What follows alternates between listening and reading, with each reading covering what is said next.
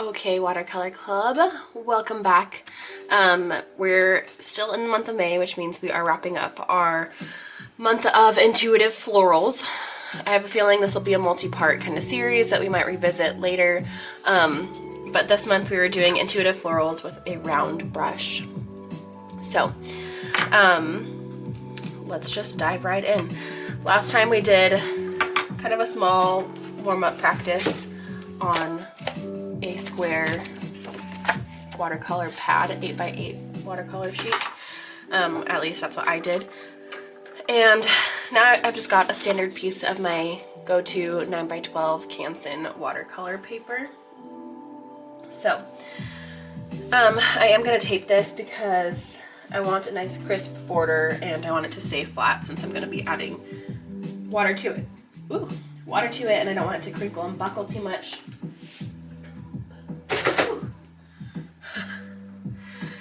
Okay, so I've got my tape. Again, you can do kind of whatever thickness of border you want to. If you want to be able to move your paper around, don't tape it directly to your desk like I'm about to do. You can tape it to a mat or a piece of cardboard or something along those lines. I'm gonna move this up just a little bit so you can see the full thing. Up here I just have my warm and cool cup on my shop rag. I'm gonna put that kind of out of sight here. Okay, we just want some of this tape on the paper and some securing our paper to whatever surface it is you're taping your paper to. So mine's just to my desk. But yeah, whatever thickness of border you want, go with that. It's really nice with a super satisfying tape peel at the end. Okay. When I go over my tape, I kind of use my sleeve or the back of my hand or something because I don't want the oil of my hand to transfer over to my paper. Oil repels water and therefore repels watercolor. So just something to keep in mind. Okay. So again, we're sticking with the more intuitive feel of things. I don't want anything to get too like convoluted.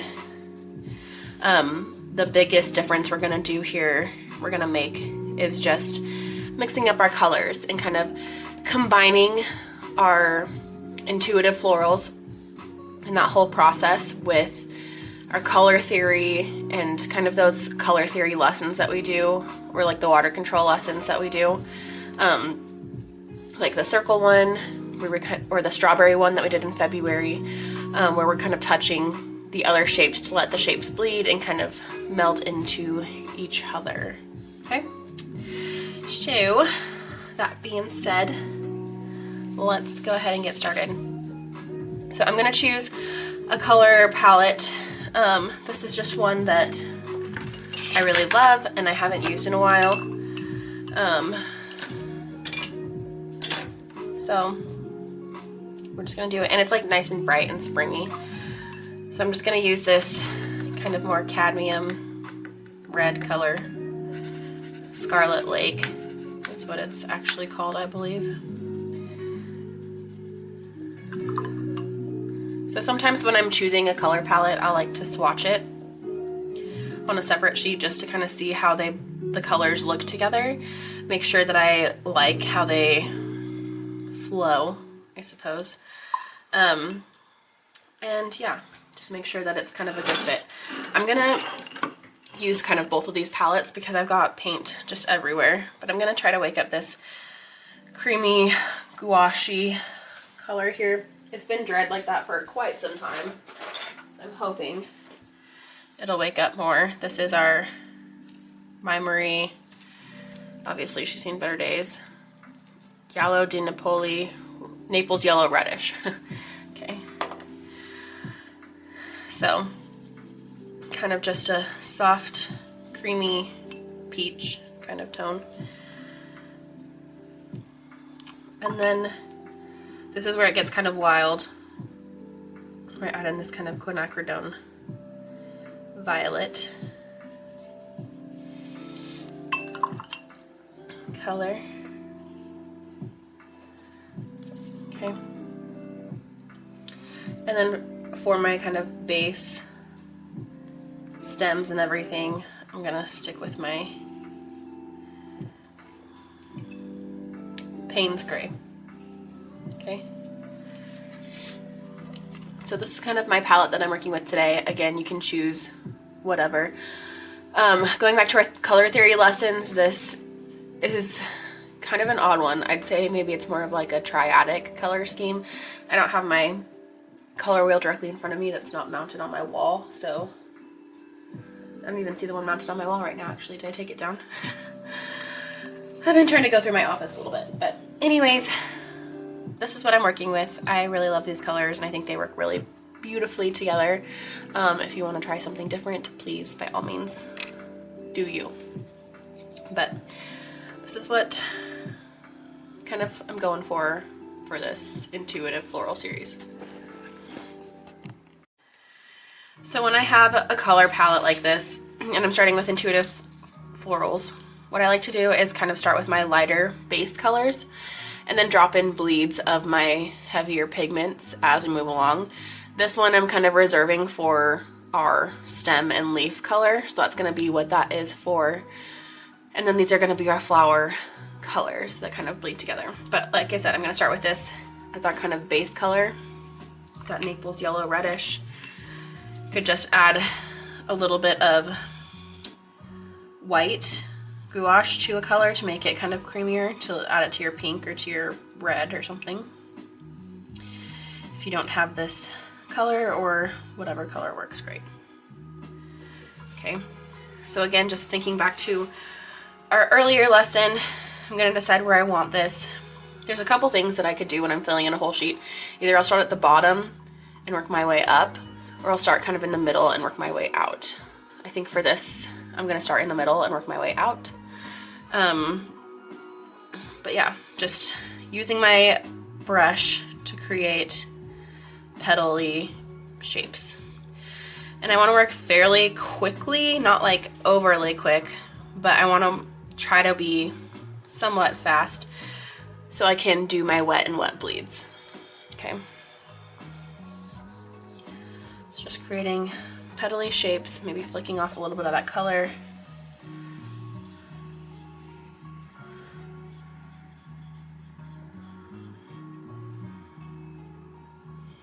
Okay.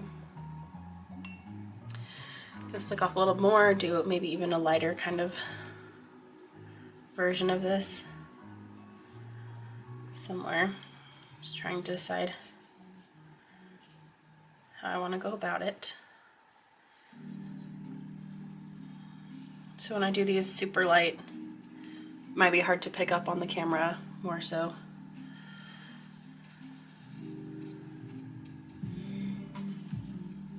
Okay. And in here, I'm going to pick up some of my Scarlet Lake color.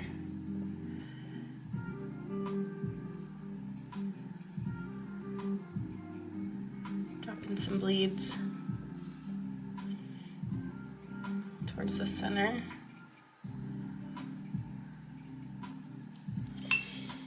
I don't love how saturated this is, kind of just sitting there. So I'm going to lift a little bit of that.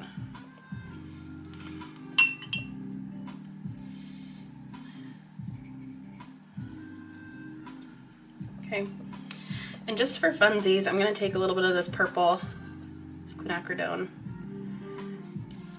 Just going to touch some of the edges here. Just practicing that wet and wets. These creamier colors, they bleed, they dry faster. I might touch that petal to this one.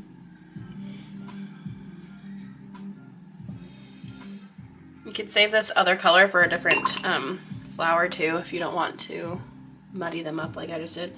I'm doubting myself now, but we're gonna push through anyways.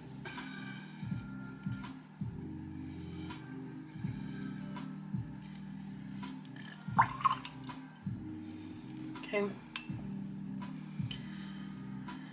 gonna add another flower in. Maybe I'll have a little side-facing guy over here. Just kind of barely touches that. We're just playing with the bleeds here, okay? Having fun with it, seeing what they do. Don't love that. If you don't like it, you can kind of try to pick some up here and there. Give it a little guidance where you want to.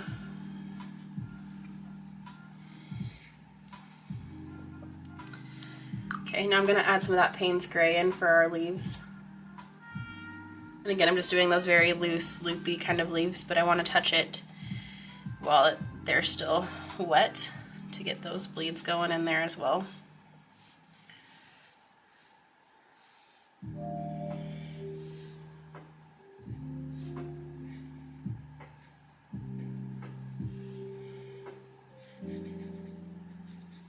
Just really light pressure.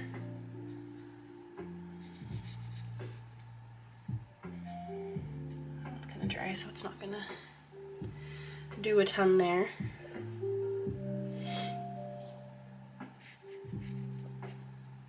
Maybe a little loopy leaf there. Okay. I think that's all I want to do for leaves right now. I don't want to get too ahead of myself. Switch back to my Naples yellow reddish. I think I'll add a flower right in here.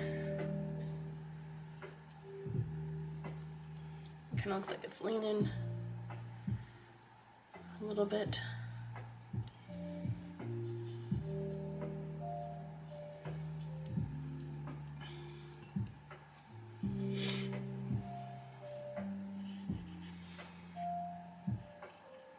Be a little bud guy there.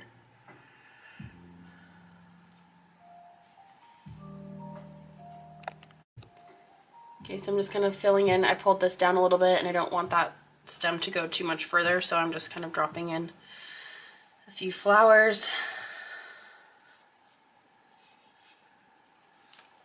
Some side facers.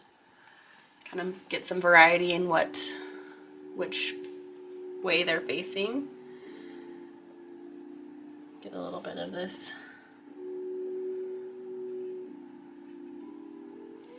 red.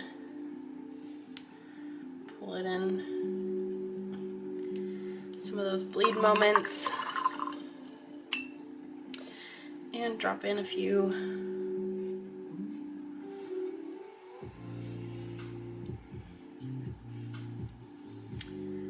purple.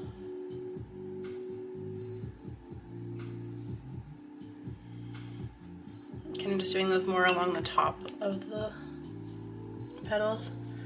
I can pull some of these downwards. I'm just playing with it, having fun. I just love these colors together, and I'm like, maybe I should have done another flower for the purple. I just have purple flowers, but because the purple with the creamy is kind of a weird bleed. Okay, but you know, at this point we're committed, so I'm going with it, not giving up now. Okay, grab some Payne's Gray, add in some of my leaves and stems. And I'm just kind of touching portions of these flowers just so I can get nice little bleeds. Again, I'm watching the wetness level of the flower. If the flower itself is going to be too wet overall, our pigments will just spread really, really far, right? So it'll get super, super muddy. Won't be very aesthetically pleasing to look at. Okay. Maybe I'll pull a little leaf there from that side.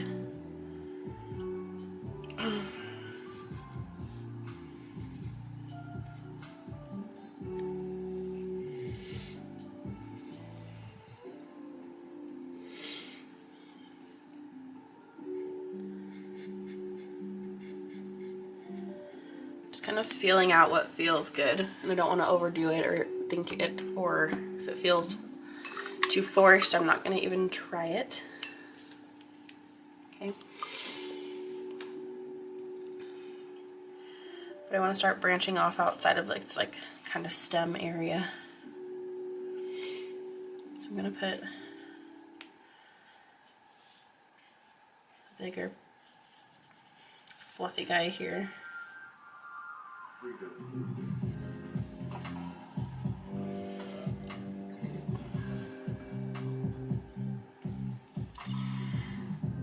And maybe I'll have a peek of a side facing one there and another one there. Okay, so just really starting to fill in some space, dropping them pretty quickly, intuitively, and then grabbing my bleed colors while it's still wet enough to get those bleeds out there on our flower.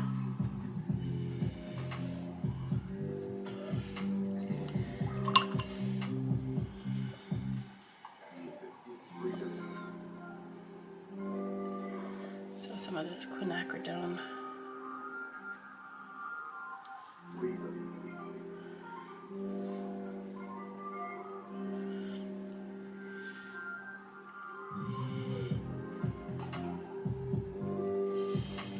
Not all of them even have to have that.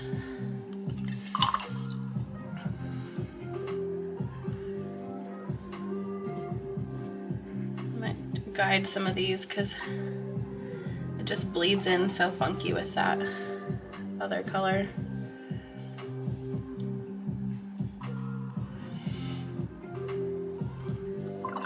Our base color. Okay, grabbing panes.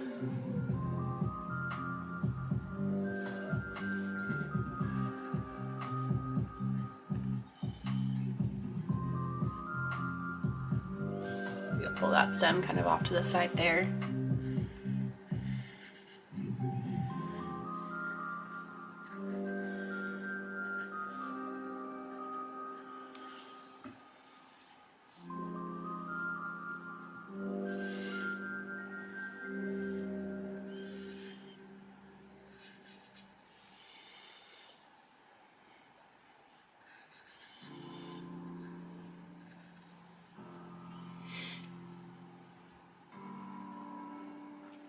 Okay.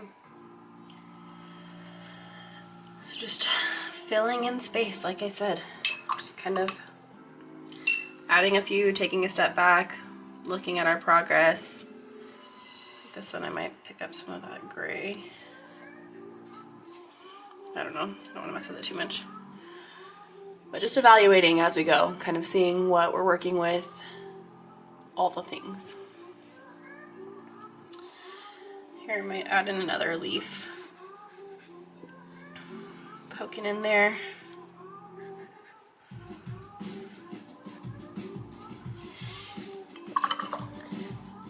Take a step back, glance at it, maybe like cross your eyes a little bit, or I don't really know. Sometimes that helps me get clarity, as weird as that sounds, but just like gives me a different perspective on it. Okay. Moving along, we're just plugging and playing the same things. Sound like a math equation, but it's a little bit more intuitive than a math equation, but it's kind of the same. At the same time, there are some similarities to the plugging and playing method of math and what we're doing here.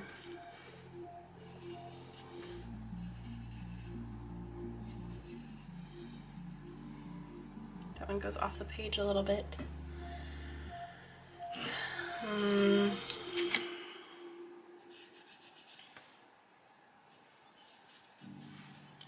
So just thinking about our petal shape and connecting them to each other, not overthinking anything else about them.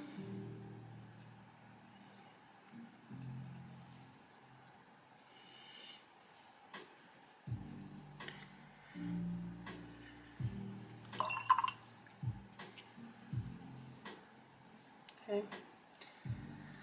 These purple spots on here kind of look like bruises almost. It's okay. I still really love these colors together. I'm not sure I would do this the same way again if I was starting over. But that's what it's all about, is, again, plugging and playing and feeling it out. The only way you learn is by trying. So I've used this color palette before and I love it, but I used it in a much different kind of way and with different florals. So sometimes it works better than you think and sometimes not so much.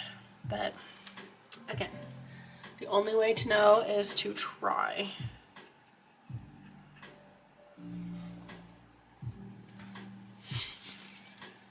All right, Payne's Gray.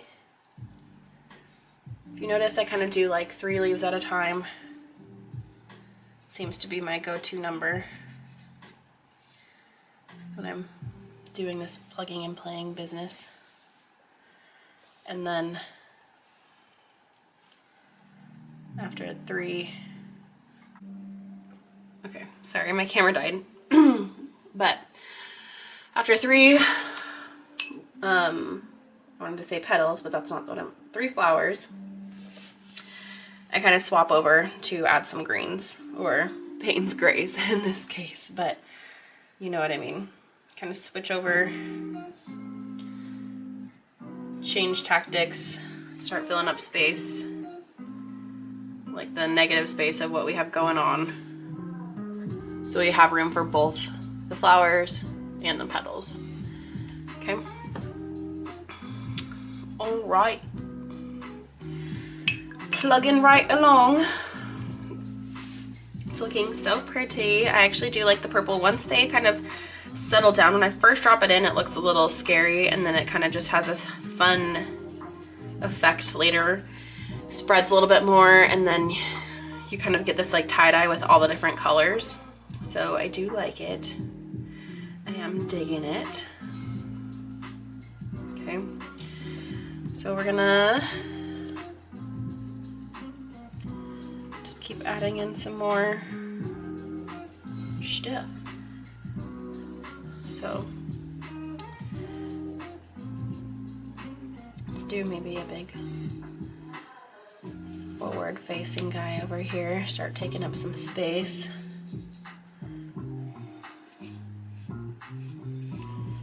Make him kind of tilted that way with our half moon kind of petal at the bottom there. So we got 1, 2, and then maybe we'll do a small little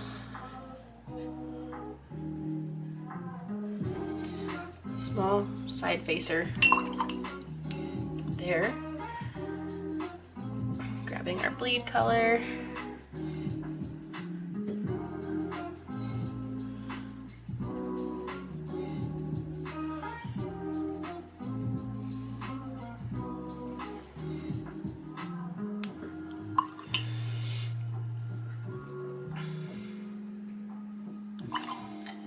Grab some perp, or quinacridone.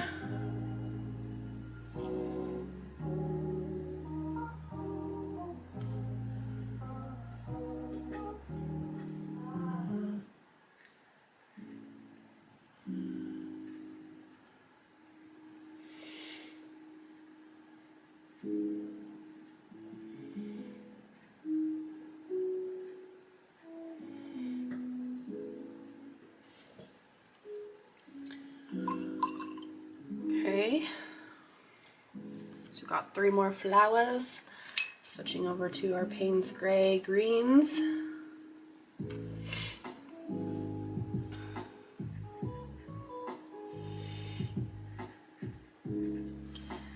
Adding our little loop-de-loops, filling in space. I want this one.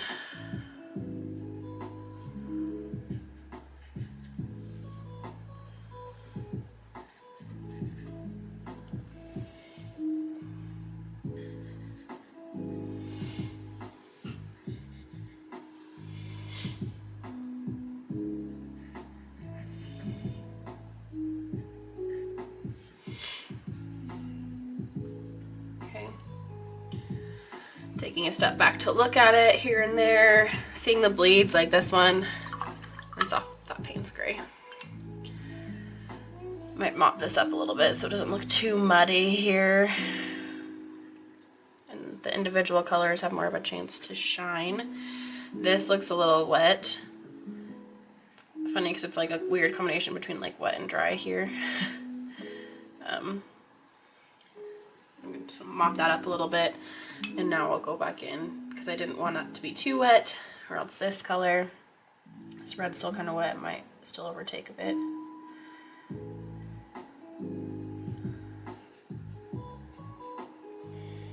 It's kind of a thicker stem than I wanted, but it be like that sometimes, you know? Just keep moving. Keep on plugging. Okay, so I'm not going to add anything to the top here yet because I want to add in more flowers. Rinsey, rinsey. All right. Back in action with our flowers. I'm going to do another big one because I have room for one more kind of big guy right there.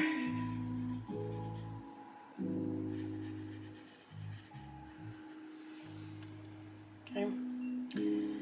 This might be our last round of flowers.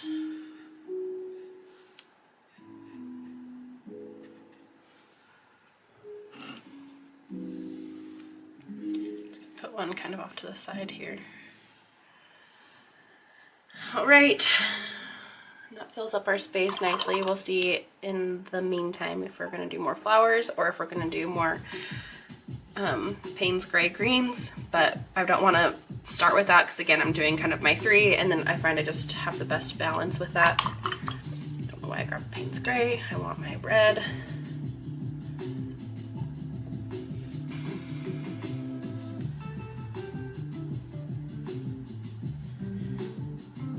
I think having, with this many colors, having the consistency of kind of putting the red always in the same spot within the flower makes it feel a little more cohesive. I think that if it was just kind of crazy, wild everywhere, it might be a little too much with how many colors and stuff we have going on here. The purple is kind of like our wild card, which I do just love. But I think that the red kind of, it benefits from being consistently kind of in the same location on the flower every time.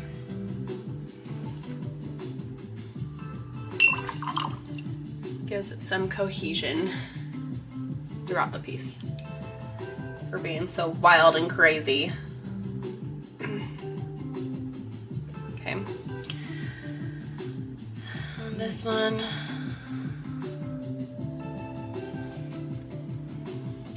looks a little wet too, but we're gonna pull it down a little bit.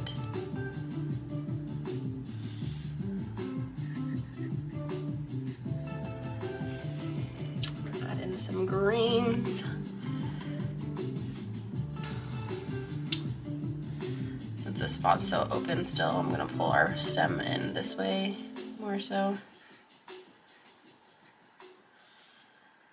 But kind of pull a leaf out to the sides. Just to fill in that space.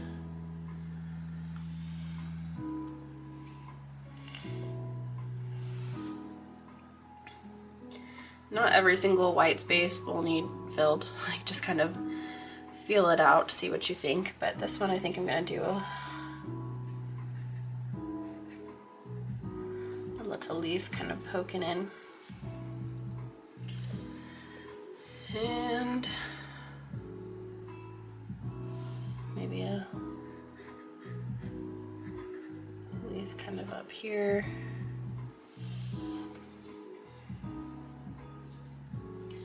This is where you kind of start slowing down, taking a step back and squinting your eyes to see if there's places that you feel really drawn to go back and revisit.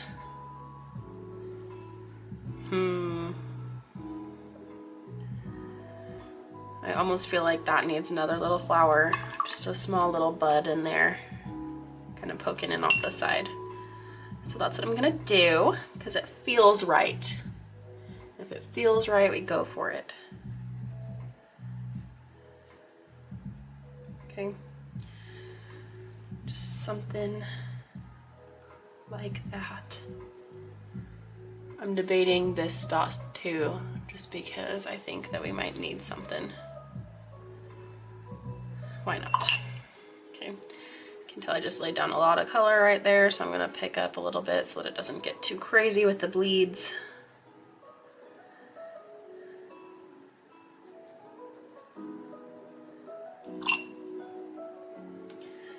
Drop a little purple.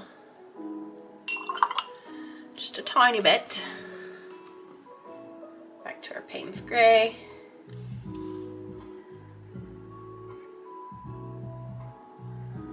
Whew, that spread far, didn't it?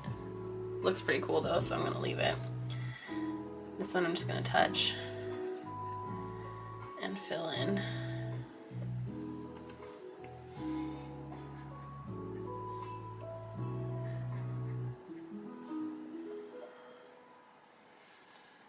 Maybe I'll have...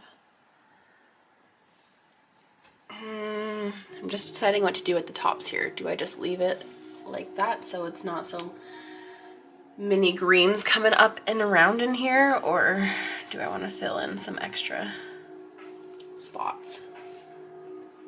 Huh.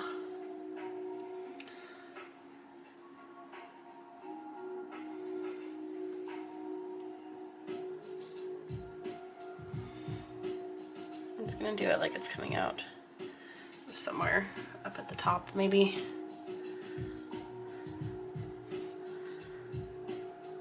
Same thing there. Okay. And I think that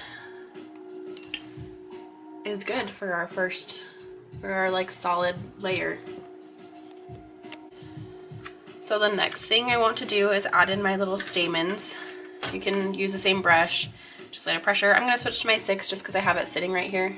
So why not? My 6 round brush, and I'm gonna do my Payne's Gray for the center area there. So just loading up.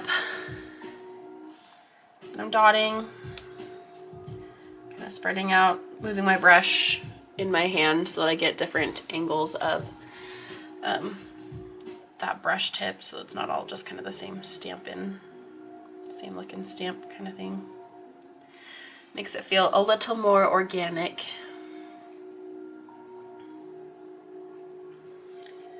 And I'm just doing these on our open facing ones. I'm not going to do them on the side ones. You could put like a few dots out the side if you want to. I don't think I'm going to, but we'll see once we get to the end of these stamens and see what we think. Never say never, right? You just gotta vibe with it and see. Okay. Watch areas that are still wet because you don't want to take your hand and start stamping that around. Trust me, I've done that plenty of times, so do as I say, not as I do. It is not fun.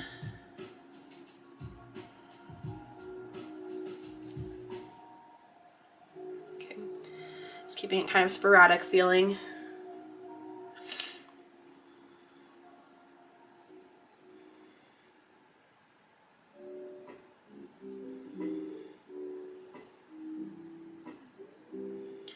Once I do it kind of more concentrated in the center, and then on the outsides, I just kind of disperse a few, making them feel a little more airy and spread out.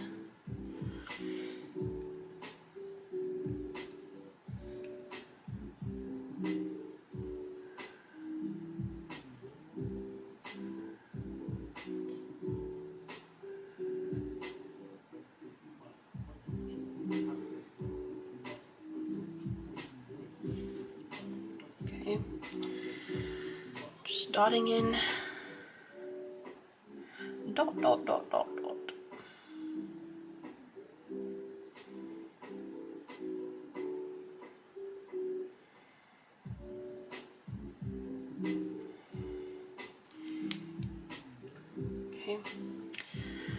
couple more.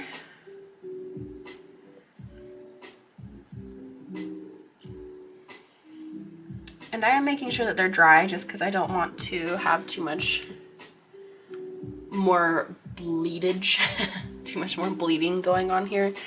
There's a lot already.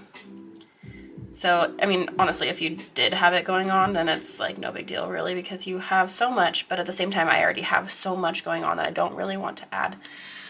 I want to kind of let the base layer speak for itself and kind of harden up the details on everything we do from here on out.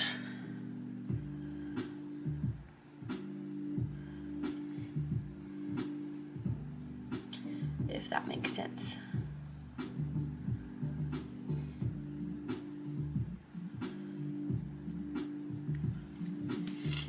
Okay, I think that's all my open facers. So that's good for our first layer of that.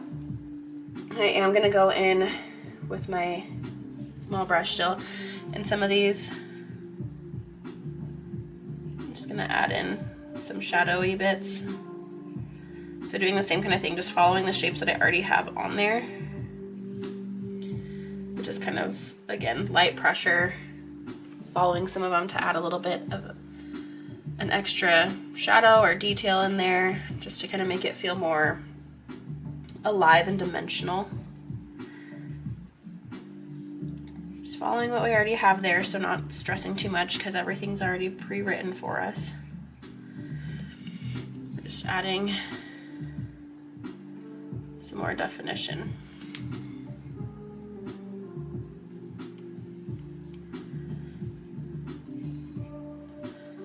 Doesn't have to follow exactly, but I just kind of follow what's already there.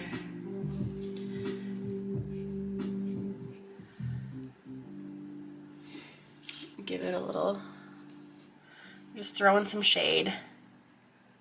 Just the only acceptable time to be throwing shade. If you know what I mean.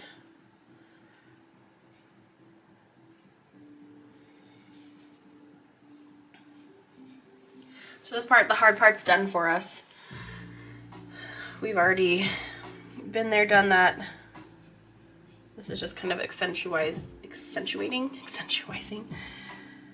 what we already have on there.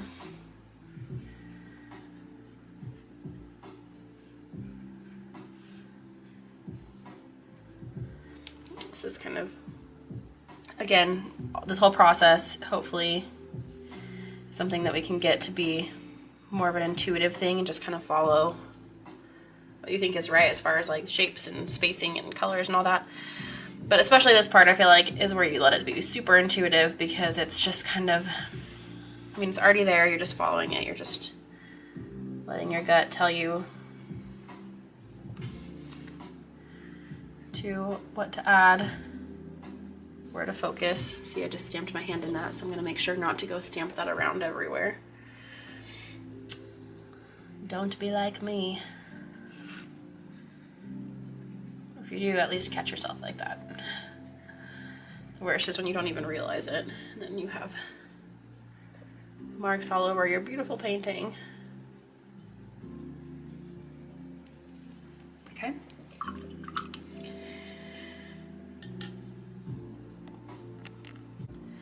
So again, we can easily just keep it like this. Beautiful, abstract, flowy, loose art. For the sake of teaching, I'm going to take it a step further because I want you to see what else we can do. We can do the outlining. The thing with the multicolored flowers that we've got going on is it's kind of difficult sometimes to choose what color you want to use for your outlines. So I usually think that like opting on the lighter kind of side is better. You still want it to be like outlines that you can see, but I feel like if I went straight in with like this bright red, could be too intense, or even the purple might be a little intense. So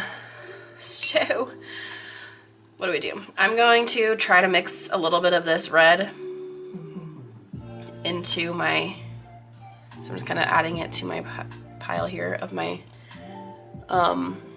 yellow reddish, whatever, Naples yellow reddish, to get a little bit darker than our base coat, but not quite as intense as our bleeds.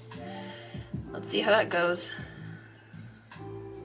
Just wanted to try it over the purple to see if it would really show up. It kind of shows up because it's still gouache, so it's still going to be a little more opaque, but I think that's good. And I'm using my size 6 brush for this too, and again, just kind of following the shape of our petals.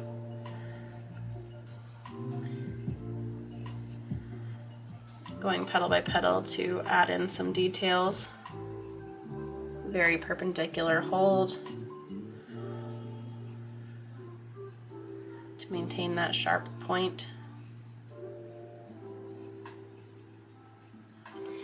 Just kind of adding in some outlines and details. Nothing has to be perfect or the same flower by flower.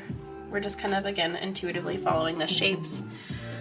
Very light pressure on the brush, just kind of following what we already have, accentuating what is already there, and drawing in some more texture. So nothing crazy. Don't overthink it. Again, the hard part's already been done for you. The shapes are already laid, so we're basically just tracing. Okay, just think of it as a little light tracing.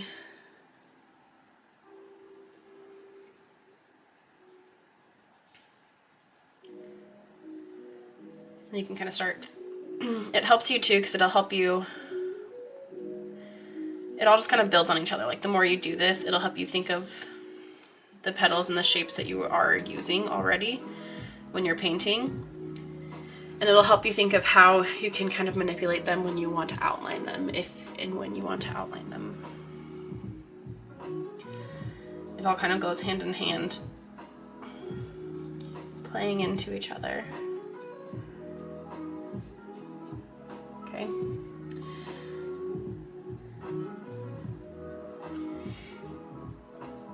So don't overthink it.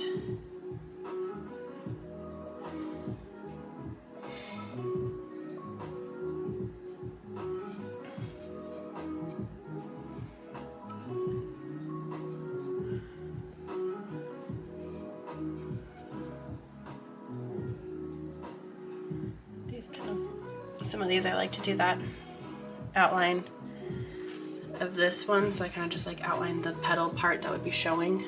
I think I talked about that in the last video.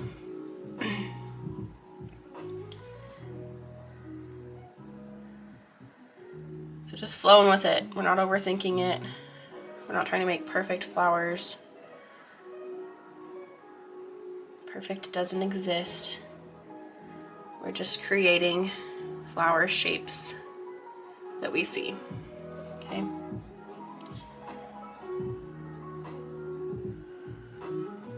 And you definitely don't have to go as quick as I'm trying to go, or not necessarily trying, but I just, like I said, I've done this a lot. I feel like it's a very intuitive thing. Just kind of guides me. If you haven't been doing this very much, it's probably not feeling super intuitive. So don't judge yourself for that. Don't try to rush through it. Don't stress about it.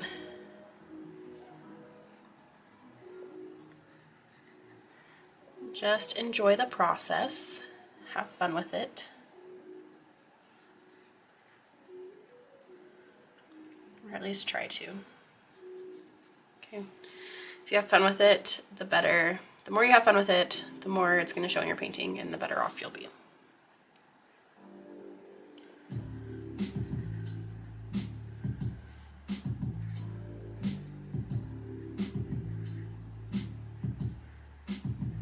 If you're not enjoying it, maybe either take a break, take a step back, or find a way to alter the process a bit so that you will relax and enjoy it. Something that helps too is which is much easier said than done, but just detaching from the outcome and just learning to enjoy the process and the experience of painting. That can help a lot. Something I'm really trying to lean into is just the experience and the fun of painting rather than always kind of trying to focus on output and like loving what you paint. Something I've learned painting my job is it's very easy to lose sight of, and that sucks. So not something you want to lose sight of. There's always more paper, you can always paint more. Don't overthink it, just enjoy it, have fun. We don't want to lose the joy of painting. Okay. So it's pretty subtle, really, when you add the lines. It's kind of adds a little sharpness to it, but nothing like too wild. Okay, but I am gonna add, I have some white gouache and it's just mixed on a little bit of this violet. I would mix it ultimately with Payne's Gray, which I'm going to do, but just a little Payne's Gray and some white gouache. And I'm gonna add a little highlight to our stamen area, just to get some contrast in there.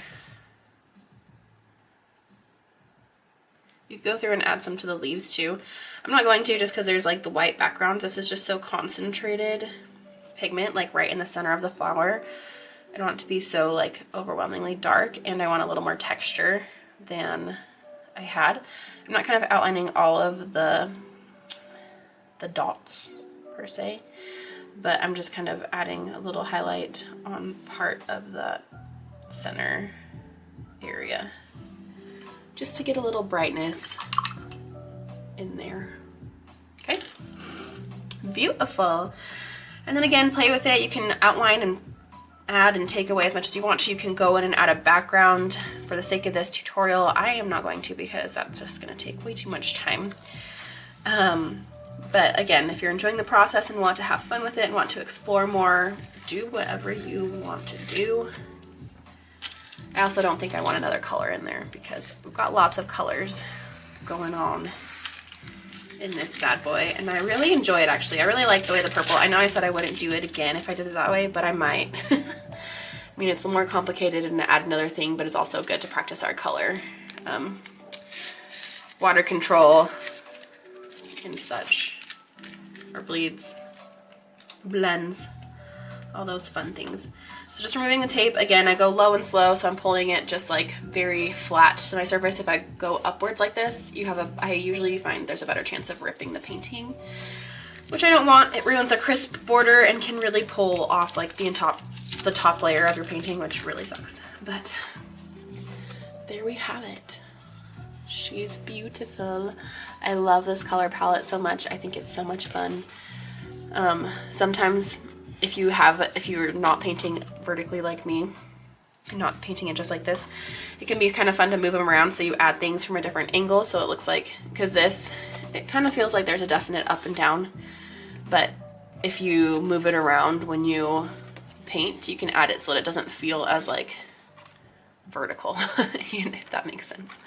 But yes, so much fun. I love this lesson. I hope it's helpful. I know it's not like a ton because I feel like it's intuitive. So the process of breaking everything down is a little, maybe less in depth than usual. Again, I'm hoping that we do more of these series because I'd like to break into some other brushes like our, Blooms brush or filbert brushes and like maybe a square brush, just because I feel like they all have so much, it's so much fun to play with all of them and kind of get the same idea but different brushes and kind of see how the petals fill in, see how you can manipulate the brushes. It's just such good practice. This is always a really awesome practice. So remember that's just a practice. Don't get stressed if you're like, mine doesn't look like that or whatever. Practice, practice, practice, practice. I've done so many of these sheets of flowers. Practice makes progress. Don't give up hope. Just have fun with it. Go with the flow. Enjoy the process, please. okay? So I hope you guys enjoyed this month's watercolor club, and I have some ideas for next month, so I'm hoping that that will all pan out as I hope it will. But if you have other ideas of things that you're wanting to learn or things that you want me to put on the list for topics of conversation for our future lessons, please let me know. Also, I love to see when you practice these, so drop me a DM, send them to me on Instagram, shoot me an email. I get on Patreon sometimes, but I'm honestly not the best about it. I've been trying to, but I need to work on my processes a little bit on this app. So thanks for pairing with me, and again, I hope you had so much fun with this, and I will talk to you next month. Love you, bye.